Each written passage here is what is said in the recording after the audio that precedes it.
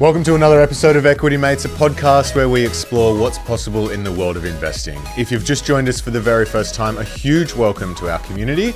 My name is Bryce, and as always, I'm joined by my equity buddy, Ren. How are you? I'm very good, Bryce. Very excited for this episode. We are speaking with Jared Pohl. He is the co-founder, partner, and a portfolio manager at ECP Asset Management, an Australian fund manager really focused on growth companies. And that's exciting because we all love finding a growth stock, a company that's growing quickly, taking market share, expanding into new markets, whatever it is.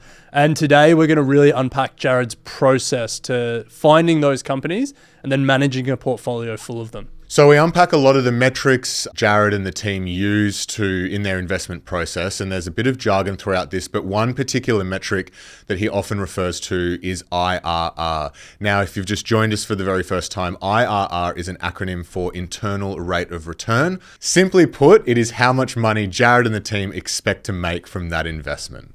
So before we get into it, a massive thank you to ECP Asset Management for sponsoring this episode and helping us keep all of our content free here at Equity Mates. If you want to find out more about ECP, we'll include a link in the YouTube description and show notes. So thank you to ECP. But Bryce, without any further ado, let's get to our conversation with Jared Pohl. Jared, welcome to Equity Mates. Thanks, guys. Good to be here again. So we want to start with the ECP Investor Toolkit because... you guys continue to grow, and we imagine the team is growing alongside that. And we want to use that framing to unpack your investing philosophy and the skills that you're trying to build. So when a new team member joins ECP investment team, how are you articulating the ECP investment philosophy to them? The way that we run our business is that the process is very well structured. So people can come in and then work within those frameworks. And there's like guardrails that they'll bump into. And those guardrails are effectively the other members of the team who will say, hold on, we're going to push back here, or we're looking for this. But we do have very specific things that we're researching. So in our case, we spoke about it last time, companies in the growth phase of their life cycle, that means something very specific. Companies that are growing revenue or they're expanding their economic footprint. There are some assertions that we are trying to prove up as well, like characteristics of businesses that are in this phase or more likely to be in that phase. So, big markets we're looking for, or companies that understand their internal drivers of competitive advantage. And we've documented what that looks like. A lot of people will be familiar with, Barney or Porter's analysis, for example, which is like an external competitive environment toolkit to say, if you've got supply power or consumer power or et cetera. We use that, but also internal drivers of competitive advantage. So what resources are available to the firm, for example, that drive that competitive advantage? And that might be reputational. It might be, a mining tenement like lowest cost of extraction or highest grade, for example, or it might be a technology edge like NVIDIA or TSMC. So if those companies understand that internal driver, they'll invest behind it. And a really simple example of that was A2 Milk back in the day. They owned the brand A2, which was that protein, and they invested behind that. No one else had that. It was all like A1 free or et cetera. And that really helped them develop that competitive positioning. And so all of these different characteristics we're looking for are written down and they are tested internally, but there's that information transfer in the team. So anyone can come in, like let's just say they've got the goods, they can come in and then they'll learn what we're doing. But we wouldn't necessarily pick someone who's got a real value bent, for example, or hasn't got any passion for investment. And all we're trying to do is just sort of refine the edges a little bit and say, look, we want people to be naturally expressive of their ideas, but they've got to be looking in the right area. So to bring that philosophy and some of those guardrails to life, what does a great stock look like at ECP? Yeah, they express themselves quite differently, but essentially what we're looking for, if my ultimate company is one that has a big market to operate in, that you can invest behind and it can have like a decades of growth. And that might be not in just one vertical, but they can expand. They've got lots of options available to them. And let's talk about a really old example, REA, realestate.com.au. Like everyone will be familiar with that. At the previous firm that I worked at, we invested in that business. I think there was like $2.70 was when we invested in the company. This was early 2000s. And at that time, the thesis was essentially that there was this very big classified ads business that was offline and it was shifting online. And you were seeing it happen everywhere around the world in all sorts of marketplace verticals. And everyone thought we were crazy for paying. I think we paid like 25 times earnings for it. The market was on like 17. God, and everyone was like, changed. "You guys are like nuts," everyone thought we were the most. We would just buy things that were expensive. But for us, on a 10-year view, this thing was super cheap because every eyeball, 80% of those eyeballs were coming from online, but only 20% of revenue was online effectively. And so you could just see the shift happening. Now that was very specific ads. But as you can see with REA, there's been all of these other verticals that they've expanded into, and that's that optionality that I'm talking about. It's not just the advertising piece. So we were looking for that. So that's the first thing you want, is big markets and lots of optionality. Then we come back to those things we were talking about before, like internal drivers of competitive advantage. What does that mean? And for them, there was this big network effect, and now that's a common phrase, but effectively the more people that went there, the more people that would advertise there, and so that flywheel started to move, and there was economies at scale. So increasing economies to scale. And that's another thing for me that we really want to look for. But there's that expresses in different business models in different ways. So like Megaport's a true network effect. The more nodes on that network, the deeper the network effect. REA, like these marketplaces, you sort of dominate because people go there because everyone's there and they advertise, So there's different business models that do different things. But broadly speaking, that's what we're looking for. With respect to growth, again, it's not necessarily just revenue growth or profit growth. You do want businesses that are expanding, and it can be not profitable at the beginning, but effectively that a business that's growing above its markets, it's above system. So, if the market that it's operating is a 10% growth and they're doing 15 or 20, they're taking share or they're doing something different. And so that's another rule of thumb that we tend to focus on. And then profitable growth is a really big thing for us. We want companies that are not growing through financial engineering or through leverage or acquisition, but more organically growing. So they're spending $1 and getting $2 back or something like that. And so when you're training up a team member to start, putting all of this into practice, what are some of the hard skills that you're training first? Is it like the evaluation model? Is it just like understanding balance sheet? Like what are you trying to focus on? When we're hiring, we actually spend a lot more time on the person, not the skills that they have. The assumption is that people can do the job. But much more important to me is culture. Who is the person in the seat, and are they the right fit? Now, we don't have anyone that's come from a bulge bracket or, at all. Everyone's come from a very unique path. One of the most recent additions to the team's got like a philosophy background. But everyone has a demonstrated passion for markets. And that is more important to me than can you read a balance sheet, because you can learn that. So we spend a lot more time on that and spending time with them and really getting to know them as a person. What do you think about when you're investing? Talk me through your investment portfolio. Why did you do that? Because it's super important for us that they can fit into our framework, and they're not going to have this fundamental internal philosophy that's quite different.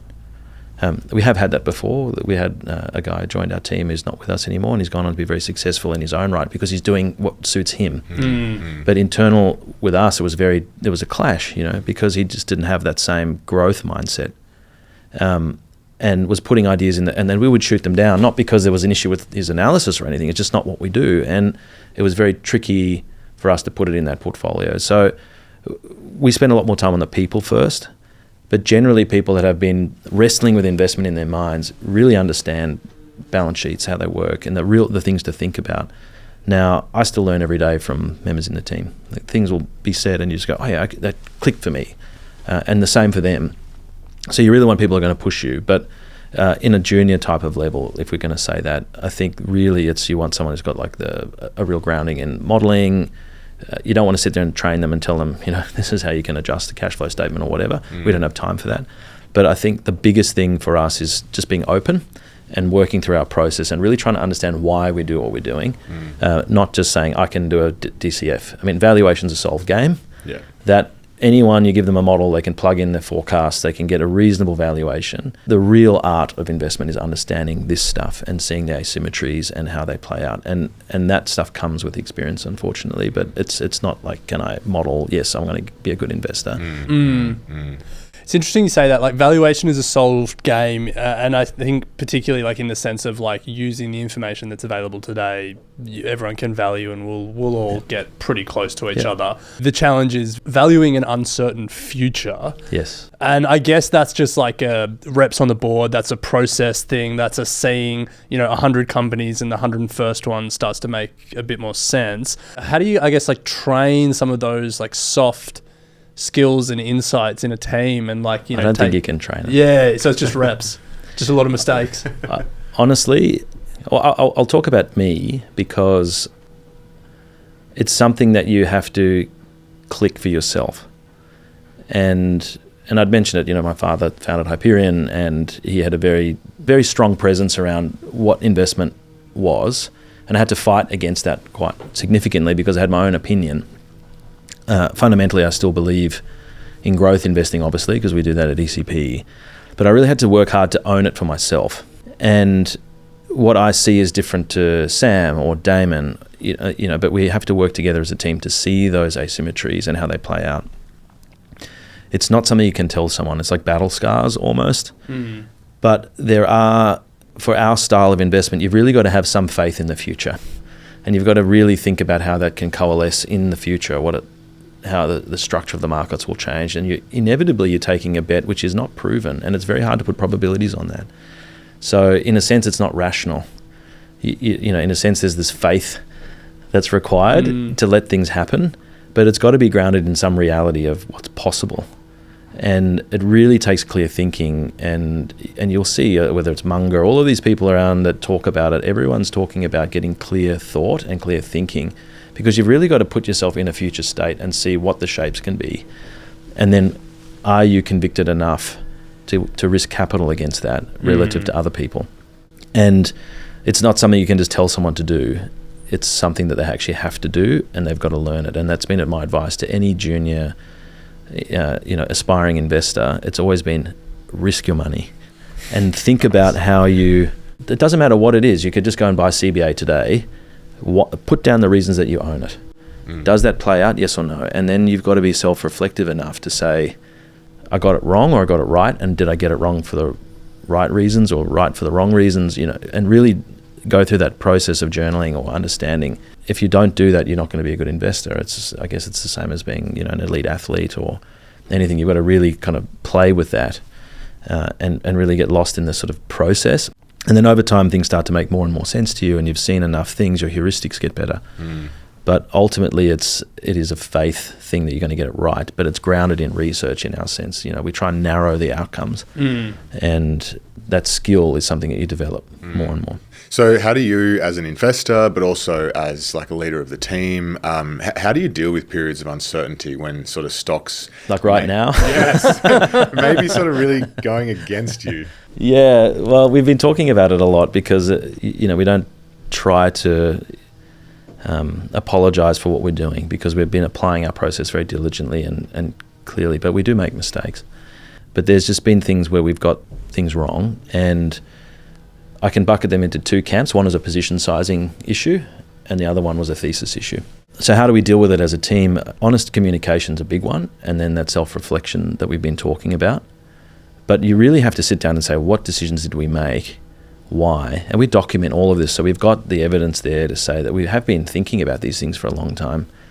And in the one case, Domino's was the one that we really got wrong, and it's really hurt us a lot. Now, in hindsight, we should have exited that when we invested in Guzman, because we didn't need an exposure to two QSR businesses.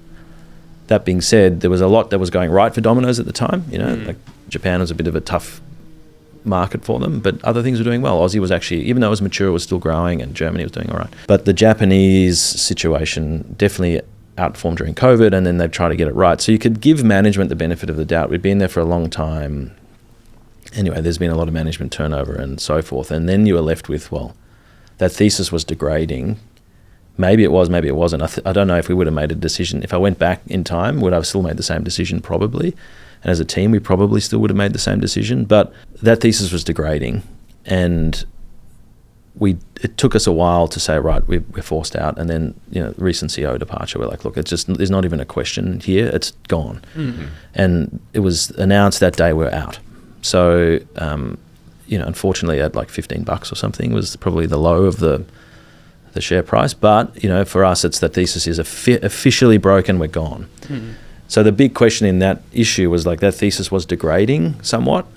And what was happening effectively at Domino's is that the unit economics per store were declining, and that impacts the health of the franchise.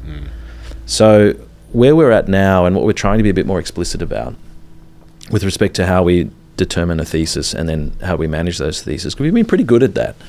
But this has shown the sort of creaks in the armour, so you've got to be able to articulate the core assumptions of that thesis. And effectively a key driver of that, a core assumption of the health of that network growing is the unit economics per store.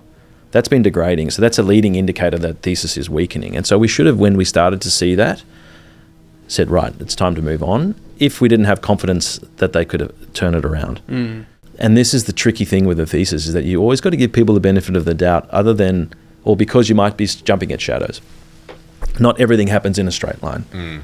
There's not this linear growth. It's up and down and back and forth and tensions. And, the irony is that we've made a lot of money from things that have had short-term headwinds and then have come right because management have just been subject to something they can't control and it's put pressure on the business, but they've kept executing and then they've, come out in a better way. So there's not an answer that's 100% correct here, but we've just got to still say what broke down for us and how do we manage that better? And being more clear about those assumptions that drive that thesis is where we've landed, and so we're starting to track that more clearly. That sort of flows onto that position sizing issue. So another one which we still own is IDP Education, and that's another one that's really impacted us. And if you think through the thesis, it's a market share growth story. That's pretty clear. We still think that that's happening. There are some challenges around the one of the pillars of those assumptions for me. Students are really important, like international students are really important to fund the university sector. Students really want to travel overseas to study, and governments will be supportive of that. And at the moment, that's the one that's really probably the weakest of the three. And what that's led to is a funnel, the collapsing of that funnel. So we don't think that that's going to change, but we're watching that more closely. I think they're under their caps in Canada, and we'll see what happens in the UK. But ultimately, that business is still, there's nothing wrong with the business. It's just that sort of supply side, or what the governments are allowing is it's just shutting that supply side down. The demand is there for all of the things. So position sizing there has been a challenge. That is not new news. It's something that's been happening for a while. But the challenge with our process, and I think it's the bug and the feature of what we do, is that we're anchoring on such a long-term time horizon that we see the value in this thing that others are not looking at. They're all looking at a 1 year forward, this thing's going south. And they're right. In the short term, it probably is going down. But we've been stepping in and acquiring a bigger position in that company, but it's been affecting our performance because it's under pressure in the short run. Yeah. And unfortunately for us, we have a long-term view, so we're anchoring to that. Is the thesis broken? No. Is it under pressure? Yes. Are we feeling the pain? Absolutely. But what do? Do you just not follow your process and see the value and go for it? Because there is an asymmetry here. I mean, it's so cheap today compared to what it's ever been. The business is bigger than it's ever been. And if things turn around, it's going to gap up very, very quickly. Yeah. But that's not guaranteed, Like the world might be changing enough that all of a sudden there's a structural shift down in the number of students or whatever, but then they've just got to take much more share to offset that. So, if you put it into those two buckets, they're kind of related, but so that one we were oversized, and that's a big issue, and we think about how to manage that in a go forward as well. But there's definitely been others, like Block yesterday started to rally, and we've had a big position in Block, and that's been underloved. I think it was up 10 or 11% yesterday, which is great. I mean, we needed to go up another 10 or 20 to claw back some of that performance, But again, it's the thesis is intact. It's been under pressure. GQG was the same. People didn't like that, and it performed really well. It was a massive position. Then we withdrew. So you've got to take the good with the bad, and sometimes it's going to go against you, and sometimes it's going to work for you. And on average, we've outperformed more than we've underperformed. Yeah, I was going to say, you're sounding very hard on yourself. I did have a look at the Aussie fund. Since inception, you still outperform your benchmark. So Yes, don't be too hard on yourself. Yeah, well, like I said, it's a bit of a therapy session, so we're just getting it out. Yeah. When you've got those like longer term, like IDP as an example, you've got that longer term conviction that it's a good business, it's well run, and there's an opportunity there, but obviously short term headwinds. Do you have a trading strategy around that, or is that not something you guys really get into? This is one of the hardest things, timing. There are some very, very good people at that game, but they're playing a very short-term game. And the problem is you can only optimize for one thing, really. You can't be short-term and long-term.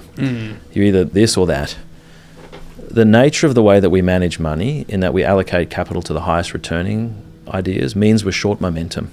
And that's a really tough thing to be short in a market. Like the fact that we outperform and we're short momentum is a really strong signal.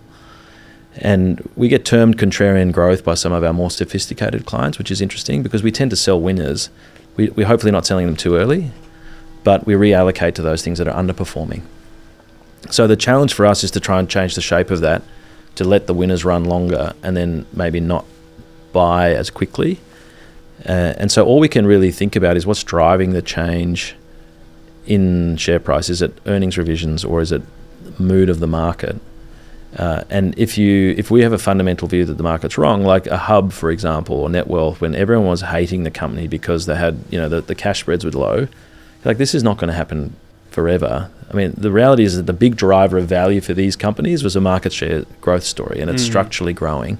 And like Hub's got over 100 billion now in AUM, and it's awesome. Like they were doing 20% of net new flows with like 2% market share at the beginning when we invested to them, and now they're continuing to do this march along.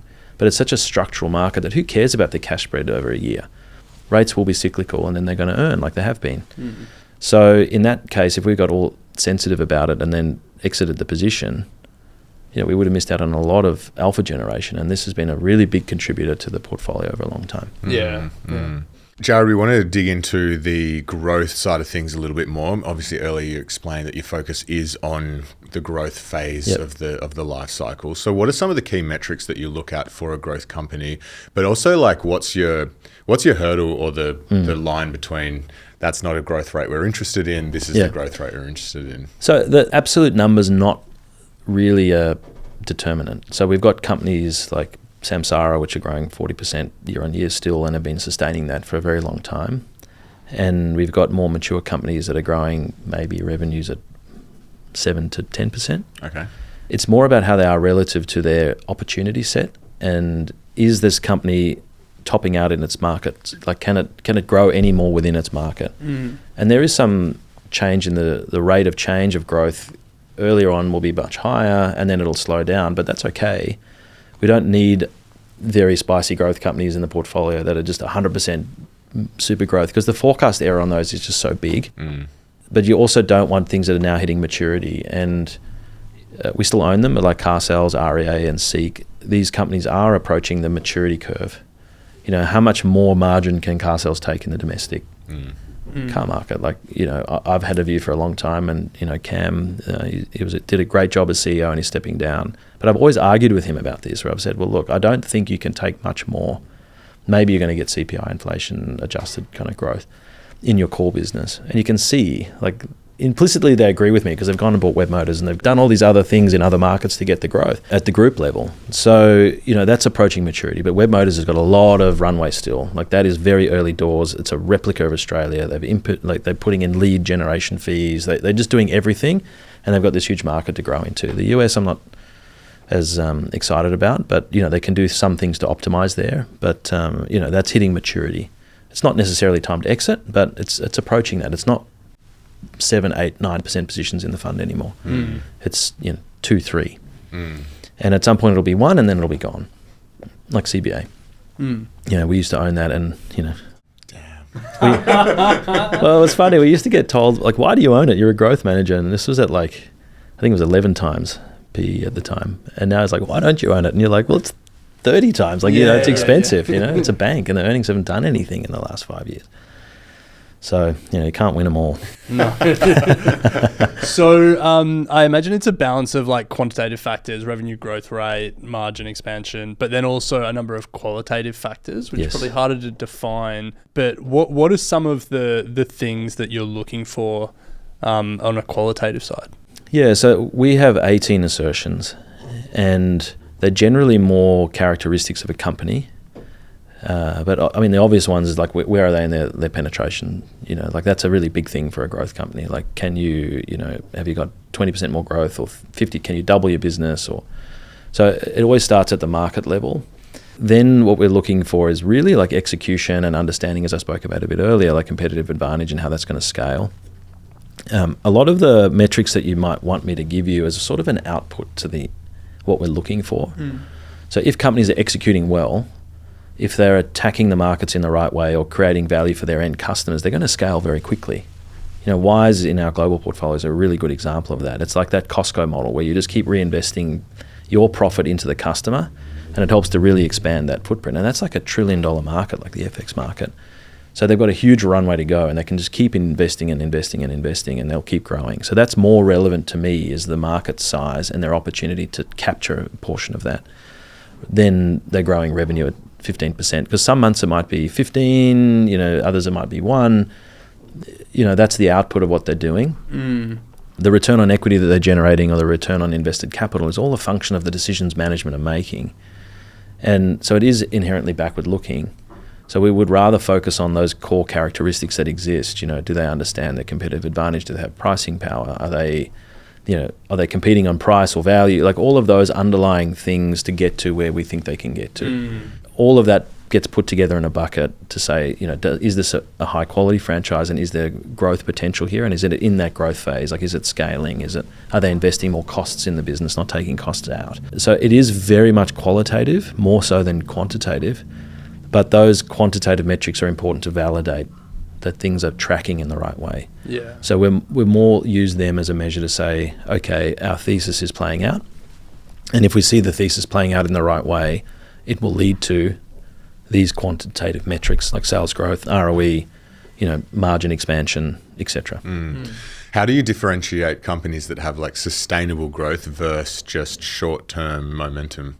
It really comes back down to, I think, the competitive positioning of companies. Like RL, will come back to that again. Their ability to extract value has been quite significant, but the irony is that they started out offering a better product for much cheaper.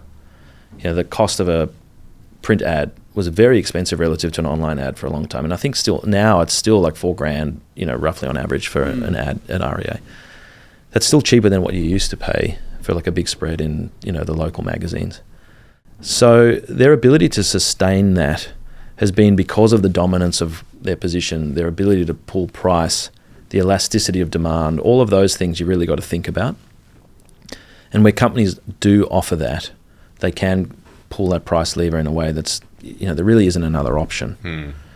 So that tends to lead to companies that can extract more value and continue to do that. And people generally just assume this fade in growth. Like if you look at any consensus type model, it's like 10%, 8, 6, 5, 2, But you actually need to think about where they can get to at a terminal value. What does that look like, and what's the path to that? And a lot of it is the qualitative thinking. And so when I talk about valuation being a solved game, a lot of people spend their time on their models. We do as well. Like we've got a very focused universe, so we have the time to spend thinking about modeling. But the most time we spend is about the actual process of investment, competitive structuring, all of this stuff, like the really non-tangible things, because that feeds into your ability to think about terminal valuations, terminal asymmetries, how does the shape look? And you might not be exactly right, but you'll know kind of directionally where things will be going. Let's turn to selling, and this might be part of the therapy session after some of the conversations we had earlier around, a slow degradation of a thesis with Domino's. But I guess like what are your sell signals? What are you guys looking for that a company sort of moved out of its growth phase? And I guess, from recent history, what are some additional learnings in that space? So there's a couple of ways that we would exit a position. The first is, and the most clean, is a thesis break. So a very clean example in recent history was Serco. I don't know if you know. No. Yeah, okay. So they're like a travel software company in the corporate space. So they provided software and corporate booking engine. They did a JV with Booking.com. And the market loved that. It was because they were sharing in the benefits of Booking.com. It was a really big funnel, more customers, etc. That was our core thesis, was that they were getting an outsized benefit from this relationship. Booking.com renegotiated the terms, where effectively they were just basically being paid as being a service provider, and the upside was capped to them and immediately gone. So that thesis was there, and then it was not. So it was out. Yeah.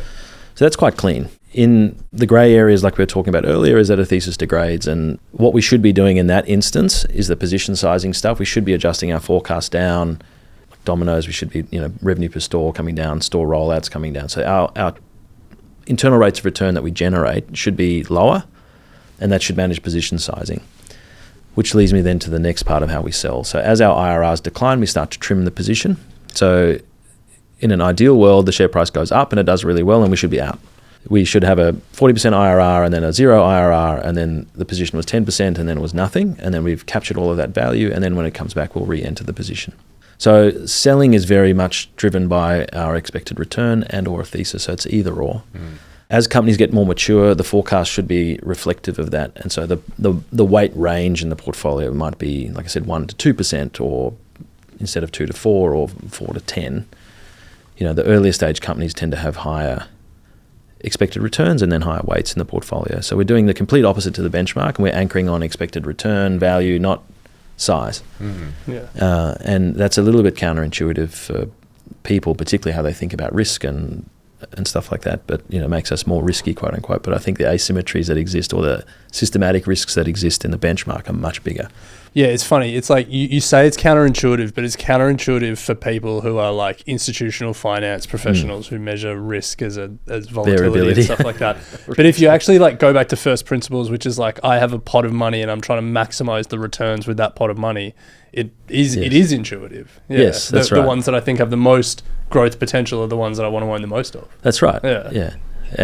But finance theory says otherwise. Yeah. It's elegant in its own sense. I'm not going to argue with kind of mean variance optimization or anything like that. It just doesn't work in a concentrated growth portfolio. Or any concentrated portfolio. You just can't short half of your 10 best names. Yeah. How concentrated is your portfolio? Like, how do you think about, you've sort of just said how you think about structuring it, but how concentrated is it? This is a little bit technical, and the guys are going to laugh at me because I do tend down this path. But there's a fundamental law of active management, Grunwald's law of active management, and it says either that you have a high degree of skill and you can only apply that to a narrow breadth, or you've got a low degree of skill and you can apply that to a large breadth. So what I mean by skill, it's like how predictive is your signal. So in our case, it's our IRR. And our IRRs are very predictive of return. And so we should apply that to the things that we have the most confidence in. It sort of makes sense, right? Like, we don't want to be anchoring on like our 100th best idea with a very low IRR. We want to coalesce around maybe the top 20 things that we think. And even within that, there's probably like 10 positions that are actually meaningfully contributing at a time. And there's others that are lower. So skill doesn't scale is one of the key ideas there. So, quant funds are capturing very small incremental bits of information, and then they're adding that up to build a 1% tracking error, maybe 1.5% alpha. And a lot of traditional fund managers in active management land used to do that as well. I don't see the point. I think you should just index it, or, take an enhanced passive type approach. But then on our side, you've got to have skill that's repeatable, but then you need concentration around that. And this is a very difficult problem. How do you build diversification in a concentrated portfolio in a way that, you're subject to bigger drawdowns? So, if we have a 10% position that's off 50%, that's a material impact to our alpha. It could wipe out your alpha for a year or more. So thinking about how to manage those is a very difficult problem. But the general idea is that if you have no future information, you should just equal weight the portfolio. And I think we covered this last time, like venture capital tend to do the same thing. It'd be like $1 million per Bang, bang, bang. per opportunity. And they're really diversifying the book without any future view on. Yeah. And then you say, okay, well, if block, which is our biggest position, because we've got we have a very high confidence at the expected return, the market's mispricing that, we should have more than an equal weight in that. So, it's up 7-8% in the portfolio. And then equally, there'll be something where we've got a lower return that sort of the capital needs to be taken from there and given to there. So this competition for capital ideas is a really important thing. And then it's about how much you want to risk that at a time. But, to make good return, you do need to have the conviction to risk. And people sort of ask you, what's your competitive advantage? But I think conviction is an advantage in markets. And you can't outsource that to ChatGPT. You can't outsource that to an analyst. You've actually got to do the work yourself and really own it internally to have the conviction that you can see that there's that shape differential. Yeah. It doesn't always pay off, right? But when it does, it works well, and that's where you get the benefit. Yeah. So let's talk about managing downside risk, because that's inherent in a growth portfolio. And you said it earlier, like, if you've got a 10% position and it falls 50%, I was having a look at your fund report earlier. You've got Block as one of your largest positions, just shy of 10% in the report. Not sure what it is now. But, it was only, 3 years ago that Block fell 80%. Yeah. So how do you think about managing downside risk with some of these high growth names? The biggest input to that in our process is the forecasting. So what do we think Block is going to deliver over the next 10 years in terms of earnings and cash flow, etc.? Because we use that to build our expected return. And then we map that expected return relative to other things. So, Block might have a 30% IRR and Megaport might be 10. That's actually a good example to talk to because it shows how we dynamically change. So I think 6 months ago, or a bit more maybe, Megaport was at like $6. And we were a substantial shareholder in that business. It's now like $14 today. I haven't checked the price recently, but it's roughly in that range. And we don't have a big position at all. And Michael, it's not that we don't like the company. We really like Megaport. We've been a shareholder for a very long time. But this has happened repeatedly. If you go back and look at the chart, you will see it was like 4 and then 18 and then back to 6 and 12. And it just does this thing. And there's been no new information in the market at all from the company. But there's all this anecdotal information around, they're selling all these new products. Yeah, we know about these new products. There's like $200 million of revenue that they need to shift and really scale. And I think Michael can do it. I really do. But it's not going to happen in one result. So when we start to see the evidence of that, we will change our forecasts accordingly. And then it might be that they do at this result and we get the evidence that it's actually coming through. And then we'll update our forecasts. And then we don't need to buy anymore because the share price has gone up. Our forecast is holding it at the right position. And so if we get our forecast wrong, we're going to incorrectly allocate capital. So that is like the worst thing for me, is that we over allocate to an under earner because we've got big positions in a company where we've actually got this thing wrong we're taking unintended bets then. Where if we're very good at getting our forecast right, which we should, as we know companies better and better, we should forecast better, then we can position size in a better way. And Block at that point, we didn't own a lot of it at the time when it drew down. But when it drew down, we started to increase our position. The last couple of results where there was a few slip-ups there from a market perspective, we got hurt a little bit, but there was no fundamental thesis break. And we kept allocating or increasing to the position, and it's now starting to turn. Hopefully that continues on its march, and then we'll reduce our position size and capture the value that we've been seeking. So position sizing is a tricky one to get right, but for us it's more around forecasting is the big thing. Nice. Well, Jared, to close out, like growth stocks can, you just illustrated, can get ahead of themselves sometimes in terms of valuation. How do you manage that moment where you sort of you own a stock, you believe in the future, but then you kind of say, I wouldn't buy it at this price, but you've still got sort of a 10-year horizon? Yeah, so Pro Medicus is one we don't own. Good example, We've never owned it. We have exposure to an unlisted company, which I think is a competitor or will change the nature of the market. But in that position itself, the forecast that we have, we just don't see much margin expansion coming through. So the IRR is not going to be driven through earnings expansion like Hub, for example. We've got very, very high expectations for revenue growth, but you really have to capitalize like effectively them winning majority of the market in a very long time horizon. And we go a long way to that. But I think we've still got a negative 12% IRR. Yeah, wow. But it doesn't mean we're going to be right. Like the share price is probably going to continue because they're going to keep announcing contract wins, and they're going to keep, they're an amazing company. We really, really think that this is a very high quality company. But from a valuation perspective and downside risk perspective, like this thing could very easily halve. If there's a slip in growth rates or something happens, like that thing can just halve immediately. And that to us is the asymmetries are just too big. Even though we love everything about it qualitatively, I don't think there's a company that we've got more admiration for in the portfolio, but the valuation there we just can't get over it. in the case of something like Nuix, where I was talking about that a lot for a long time, it was at like 60 cents. You know, at $7.30, I think it got to, there was no way we were going to own a position in that company. And it had nothing to do with the quality of the management or the opportunity. It was just the market got ahead of itself, and the valuation was just capitalizing very high net revenue retention numbers, and they had never delivered those. So, you know, like, people were giving the company a lot more credit than was deserved. And again, like, you know, if Jonathan's listening, I don't dislike the company, mate. But, you know, as investors, we've got an opportunity. We have to be rational. Yeah. And you have to say, okay, what is being priced in? Am I willing to take this risk? And, you know, if I am, great. But there will be a time to buy it, and it's now back at, you know, with a 2 handle, and we own it again. You know, they'll come to the result. We'll see how it goes. But nothing has changed in my numbers at all. Same with Megaport. Nothing had changed in my numbers since the last result. But all of a sudden, people want to pay another $10 for it per share.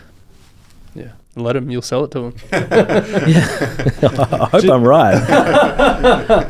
Well, just to illustrate how much growth investing has changed over your career, you said earlier that you guys were getting criticized for buying REA at 25 times earnings. Yeah. Pro Medicus is currently trading at 344 times last year's earnings. Growth investing has changed. But look, Jared, we do appreciate you coming in and unpacking your process. And I think there was a lot of really great insights for people who are, you know, trying to get on top of this growth investing thing themselves and manage their own portfolios. So thanks for the opportunity to speak. And, you know, if anyone ever wants to reach out, we're always available to chat to people. If they do have burning questions on growth investing, you know, they know where to find me. I'm pretty visible, I think. So, yeah. Definitely. Nice. We'll include a link in the show notes to the ECP website. Great. Thanks very much. Thanks, Jared. Good to see you again. I will say this about investing. Everything you do learn is cumulative. What I learned at 20 is useful.